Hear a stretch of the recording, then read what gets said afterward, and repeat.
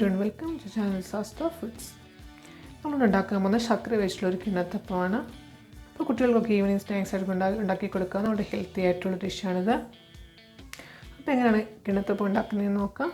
ഇതൊരു മിക്സിയുടെ ജാർ എടുക്കുക, അതിനകത്തിലോട്ട് അരി കൂത്ത് വെച്ചത് ഇട്ട് കൊടുക്കാം. ഇത് ഞാൻ ഒരു 4 മണിക്കൂർ വെള്ളത്തിൽ ഇട്ടിട്ട് കൂത്തതാണ്.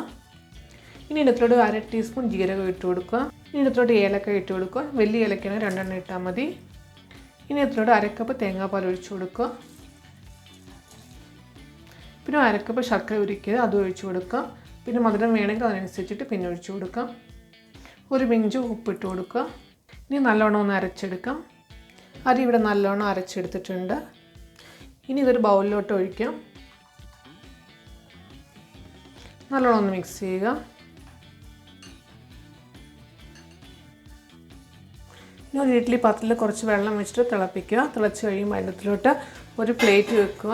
എണ്ണയോ നെയ്യോ വെച്ച് ഗ്രീസ് ചെയ്ത് ഒരു പ്ലേറ്റ് വെക്കുക. ഇനി ഇതിൻ്റെ അകത്തിലോട്ട് നമ്മൾ എടുത്ത് വെച്ചേക്കുന്ന ഈ ബാറ്റർ ഒഴിച്ചു കൊടുക്കാം.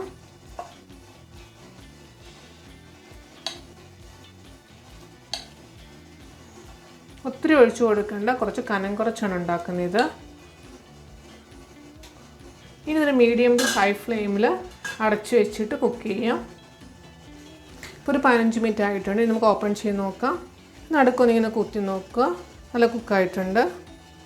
ഇത് ഗ്യാസിൽ നിന്ന് എടുത്ത് മാറ്റാം. നല്ലോണം തണുത്ത് കഴിയുമ്പോൾ ഇതിൻ്റെ സൈഡ് നമുക്കിങ്ങനെ ഇങ്ങനെ ചെയ്ത് കൊടുക്കാം. അപ്പോൾ നല്ലോണം ഇളകി വരും. ഇനി ഇത് കട്ട് ചെയ്യാം. നമുക്ക് ഇഷ്ടമുള്ള രീതിയിൽ ഇതിനെ കട്ട് ചെയ്തെടുക്കാവുന്നതാണ്.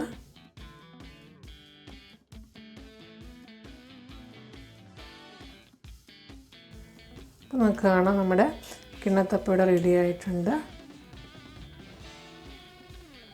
കണ്ടില്ല, നല്ല സോഫ്റ്റ് ആയിട്ടുള്ള കിണ്ണത്തപ്പം. എല്ലാവരും ട്രൈ ചെയ്ത് നോക്കുക. അപ്പോൾ കുട്ടികൾക്കൊക്കെ ഈവനിങ് സ്നാക്സ് ആയിട്ടൊക്കെ ഉണ്ടാക്കി കൊടുക്കാൻ വളരെ ഹെൽത്തി